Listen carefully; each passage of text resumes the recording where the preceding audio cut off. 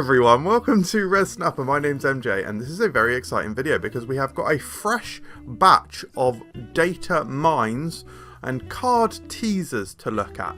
Massive shout out and thank you to Snap.Fan and Sanctanglia, one of the data miners. He's found all this information and yeah, we don't know the cost or power of these cards. We only have their abilities. In fact, we've got no numbers whatsoever. So like a lot of them have got like plus X power because we don't know the actual number details. But on most of the cards, I have actually added a cost and power that either I'm guessing or also what Snap.Fan are sort of guessing from their article, which I would beg you to go and read. Well, I wouldn't beg you, but you should.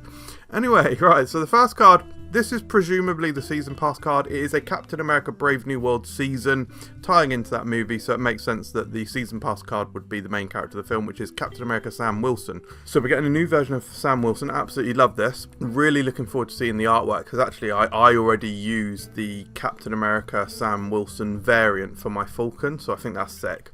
Anyway, he's got an ability, a very unique ability. At the start of the game, add Cap's shield to a random location. And he's got an ongoing ability, you can move Cap's shield. And then Cap's shield has got an ability, add plus X power to your captain when this moves to the captain's location. Ongoing, this card can't be destroyed. So this is extremely interesting. As you see, I've proposed that maybe Captain America is going to be a 2-3. This is in line with Falcon's existing stat line, so I think that would be a nice little, like, homage type thing. And I'm proposing that maybe Captain America's shield, or Cap's shield I should say, is going to be a 0-0. I think it could be a 0-0 because I think it could be fun to more easily be able to bounce this card and then replay it and or duplicate it or whatever, like with Frigga or Moon Girl, things like that. I think that would be really awesome and have like a couple of shields flinging around. I mean, it may be a 1 cost card. I could also see that. I don't think it's going to be more than 1.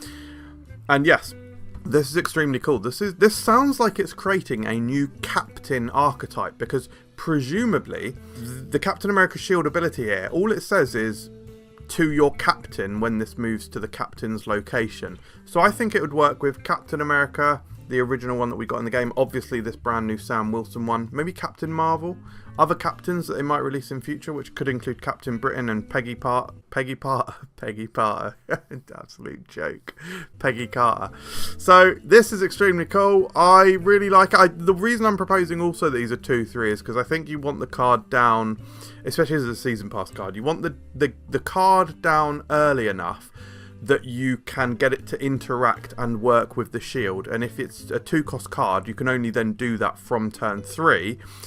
And if you're doing that, that is then only, if you're only playing Captain America Sam Wilson, it's only a +4 to Sam Wilson. So it's not like mind-blowingly crazy or anything. That puts him up to like a 7 power card if you're not using him with other captains, which of course you will.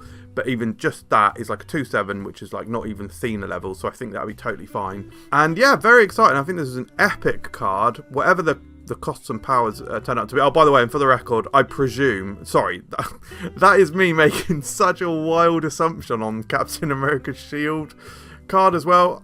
It's going to be +2, isn't it? Let's be realistic. That's going to be +2. +1 would be shit. Like, genuinely, +1 would be really bad. Like, it's not exactly the easiest thing in the world to move a card. And so having to move the shield, obviously you've got Sam Wilson, but you need other support there as well to be able to move it. So probably Madam Web. But yeah, doing that for +1 isn't worthwhile. A +3 would probably be overpowered. So +2. It's going to be +2, realistically. Anyway, right, let's move on to the next card. Next card is Batroc The Leaper. He's got the ability, whenever a card moves, this moves with it and gains +X power once per turn. So it's only once per turn. So I'm proposing that he's going to be a 2-1 because if you get him down, well, you don't really want him to be a 3. He's kind of like a move card and he's a scaling move card. You've already got cards like that in Vulture, Dagger, Human Torch. You've already got plenty of cards that scale and move. I mean, Werewolf by Night to a certain degree. This is actually kind of similar to Werewolf by Night.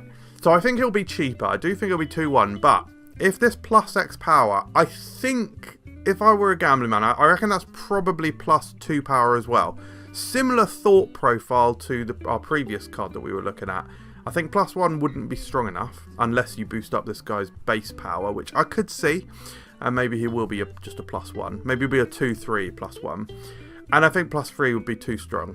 If you can get him down on 2, that's probably, in the right style of deck, you're probably going to get 4 triggers out of him. I also really, which would be if it's +2, +8, 2-9, not too bad. And crucial to mention, so obviously, well, I should say, when I say not too bad, I actually mean that's very good.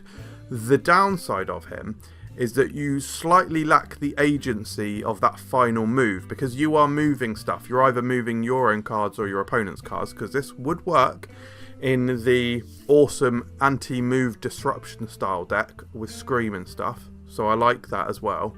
But because you lack that agency on exactly where he's going to move, so I think that would actually bring him down a little bit and make him a little bit of a tricky card to play.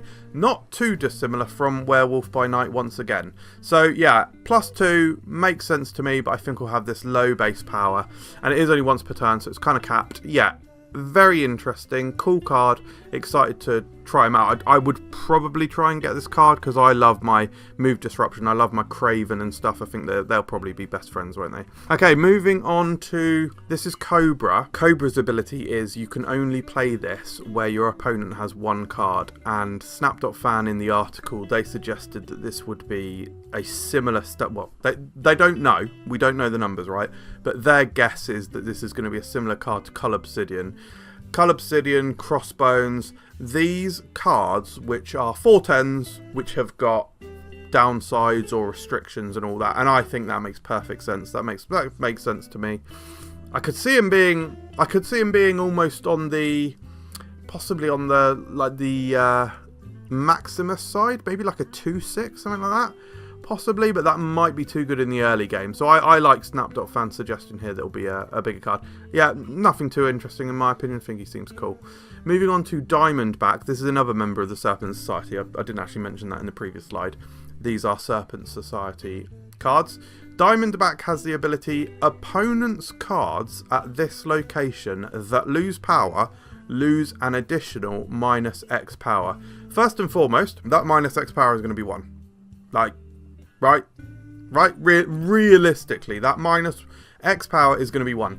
If it is anything higher than 1, it's completely broken because Hazmat exists. Right? Is that a fair assumption? Because if it's any higher than 1, you just do, because this card, I can't see it costing more than 4. It could.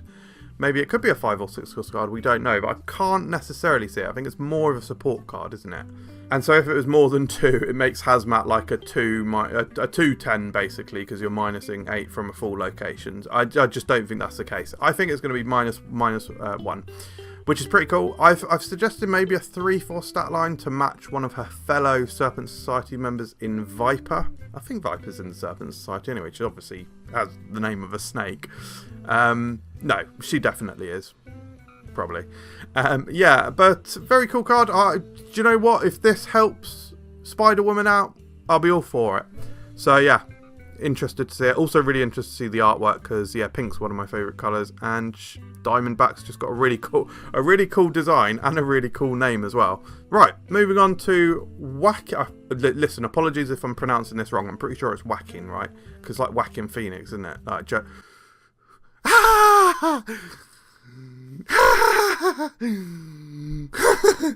that's like Joker in it. So Joaquin Torres, his ability is ongoing. The on-reveal abilities of your X cost cards at this location trigger twice. Joaquin Torres, he showed up in Falcon and the Winter Soldier, the TV show, if you haven't seen that. And he's essentially the new Falcon, like he's basically lined up to be the new Falcon in that. And minor spoiler for Captain America Brave New World, I'm pretty sure he is the Falcon in that film. I mean, I'm very averse to spoilers, I don't even watch trailers, but I think that's like quite widely reported, and if you know the comics. So it's fine, guys, it's fine, don't get too upset. Well, listen, I do get upset about spoilers, and I'm sorry if you do feel spoiled. It's bloody minor though, innit? Come on. Anyway, so yeah, I think he's maybe going to be a 3/3. I think you look at Wong, right? Wong is a 4/2 and affects all on reveals at that location. I think if Joaquin is, I was going to say Joaquin Phoenix. They're all bloody birds, right? They're all whacking birds flying around. Anyway, Joaquin Torres. I think it makes sense that he has a bit more power, bit of a cheaper cost, because I think his ability is probably for 1-cost cards, right? It's going to be to repeat the abilities of 1-cost cards, so it's kind of like a bounce card. If you think about the existing Falcon card, Falcon sends 1 costs back to your hand, so it makes sense that the new Falcon re-triggers those abilities, and I think it'll be really good if that is the case. Now, of course, it could be 2-cost cards or something different. In fact, 2-cost card would be very interesting. I actually think it would be more, if it was 2-cost cards, I actually think it would be more interesting, because I think it opens it up for more decks. I think Bounce doesn't necessarily need this kind of card, and if it is for 1-cost cards, it's basically entirely a bounce card, whereas if it was for 2 costs, I think it's a lot more general use. So I guess we'll see. Interested to find out. Now, this next one is extremely interesting. This is Redwing. Snap.Fan suggested this is an actual card rather than a token or anything. Now, this is a leak or teaser where we have more cards seemingly in the data mines than there are weeks that the cards could actually come out. So we don't know if maybe there's going to be a Deadpool's Diner and we'll get one of the cards through that way, or maybe this could be a Snap Packs thing, or maybe there'll be a different way to obtain these cards. But there's extra cards, so we might not get all of these. But anyway, Redwing is an on reveal, return one of your X cost cards to your hand and give it plus X power. Now, as soon as I saw this,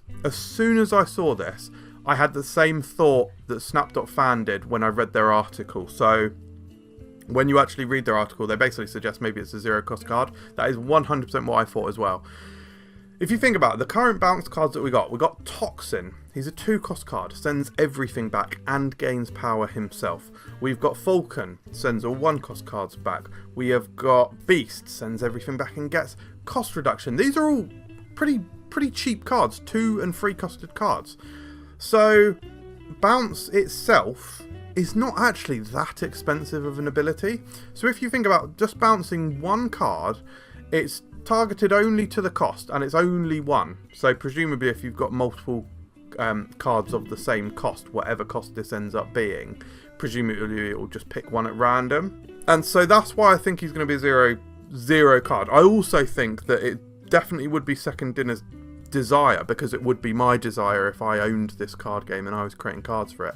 It would be my desire that there were more sort of 0-costed cards, more options. I think it's just more interesting when you've got these little nano options. Obviously, we've only got a couple so far, so I think the more the better. I would want that for, you know, to add it. There's other applications, like for example Hitmonkey. Think about that. Anyway, other things like that. Werewolf by Night, right? A free trigger on Werewolf by Night. That kind of thing is the kind of thing that I'd be thinking about for 0-costed cards. Jane Foster. There's lots of different kind of interesting sub synergies that would work with another 0-costed card. And I think it's probably safe to assume that this is for 1-cost cards as well. And the plus X power, if it's a 0-costed card, it can't be for anything more than 1. So I think it will be bounce a 1-cost card to your hand and give it plus 1 power, and I think it will be a 0-cost card, which I actually think will be really good. Really, really good indeed. I mean, maybe this will be a 1-cost card. I think the thing is that a 1-cost, I think, it almost ends up being a little bit weak.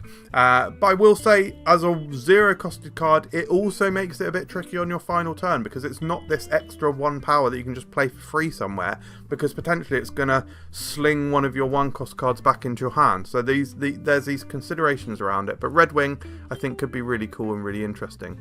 And then the last card we've got is Thaeddus Ross. This is like Thunderbolt Ross or whatever, you know, Hulk's archenemy, Betty Ross's dad, etc. He's got the ability, whenever your opponent ends their turn with unspent energy, draw a card with X or more power. I think we have to make some huge assumptions here. With X or more power, it's got to be targeting big costed cards, right? This guy spoilers, this guy turns into the Red Hulk. So plus, like, with 10 plus power maybe. Is Red Hulk even 10? Actually, maybe it's 9. Maybe it'll be 9 plus power, because I think you'd certainly want to draw Red Hulk, right? Like, this guy will have to work with Red Hulk, so maybe it'll be 9 plus power. And I think that makes sense. Also, thematically, it's good. He's bringing out the big guns, literally. And also, from a balance perspective, it being more targeted is probably a bit better, because card draw is such a powerful effect that you can't just put it on a card. You can't put it on a card like this and just have it trigger willy-nilly. So they have to fulfill, your opponent has to fulfill certain condition, and that's slightly in their favour to obviously then spend all their energy. There's also the synergy there with Red Hulk that works together. And anyway, as you can see, I've proposed it's maybe going to be a 2-1. That I just think is reasonably likely, because it might be like Hulk, like the new Hulk that's coming in the rival season, which is a 2-1 Bruce Banner that has basically a 25% chance it's going to turn into Hulk. So I think it'll be the civilian Hulk and Red Hulk are going to have the same stat line. Anyway, that's just my opinion. What do you think of these cars? That was a lot of babbling, wasn't it, guys? Thank you very much for watching. I need to swallow all of the saliva that's built up in my mouth. Oh my god. Thanks for watching. I'll see you next time.